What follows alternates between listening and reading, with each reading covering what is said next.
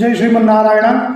ಈ ಒಂದು ಕೀರ್ತಿಮುಖ ಮುಖವಾಡವನ್ನು ಮನೆಗಳಲ್ಲಿ ಅಥವಾ ವ್ಯಾಪಾರ ಮಾಡುವಂತಹ ಅಂಗಡಿಗಳಲ್ಲಿ ಅಥವಾ ಯಾವುದೇ ಒಂದು ನೂತನವಾಗಿ ನಿರ್ಮಾಣ ಮಾಡುವಂತಹ ಕಟ್ಟಡಗಳಲ್ಲಿ ಈ ಒಂದು ಕೀರ್ತಿಮುಖ ಮುಖವಾಡವನ್ನು ಬಳಸುವುದರಿಂದ ಪ್ರಯೋಜನ ಏನು ಅಂದಾಗ, ಸಾಕಷ್ಟು ಜಾಗಗಳಲ್ಲಿ ನೀವು ನೋಡುತ್ತೀರ ದೃಷ್ಟಿ ಬೊಂಬೆಗಳನ್ನು ಮನೆಗಳ ಮೇಲೆ ಹಾಕಿರ್ತಾರೆ. ದೃಷ್ಟಿ ಬೊಂಬೆಯಿಂದ ಹಾಕೋದ್ರಿಂದ ಪ್ರಯೋಜನ ಇಲ್ಲ. ಯಾಕಂದರೆ ಅದು ಒಂದು ಭೂತದ ಚಿತ್ರ. ಮನೆಗಳಿಗೆ ಭೂತಬಾಧೆ ಬೇಕಾಗಿಲ್ಲ, ದೈವದ ಆ ಒಂದು ಅನುಗ್ರಹ ಬೇಕಾಗುತ್ತೆ.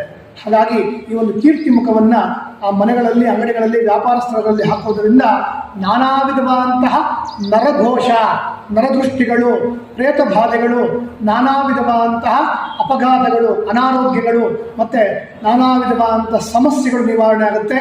ಅಲ್ಲಿ ಸುಖ, ಶಾಂತಿ, ನೆಮ್ಮದಿ, ಆಯುಷ್, ಆರೋಗ್ಯ ಮತ್ತು ಎಲ್ಲ ರೀತಿಯಾದಂತಹ ಅಭಿವೃದ್ಧಿ ಆಗುತ್ತೆ.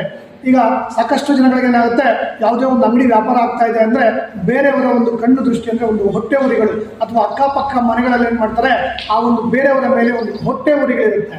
ಈ ಎಲ್ಲ ರೀತಿಯಾದಂಥ ಹೊಟ್ಟೆ ಉರಿಗಳಾಗ್ಬೋದು, ದ್ವೇಷಗಳಾಗ್ಬೋದು, ಶತ್ರುಭಾವಗಳಾಗ್ಬೋದು, ಯಾವುದೇ ಅಂತಹ ಒಂದು ಕೆಟ್ಟ ಒಂದು ದೃಷ್ಟಿ ಆ ಮನೆಗೆ, ಆ ಒಂದು ಕಟ್ಟಡಕ್ಕೆ ಆಗದೆ ಈ ಒಂದು ಕೀರ್ತಿ ಮುಖ ಸದಾಕಾಲ ನಿಮ್ಮನ್ನು ಕಾಪಾಡ್ತಾ ಇರ್ತಾರೆ.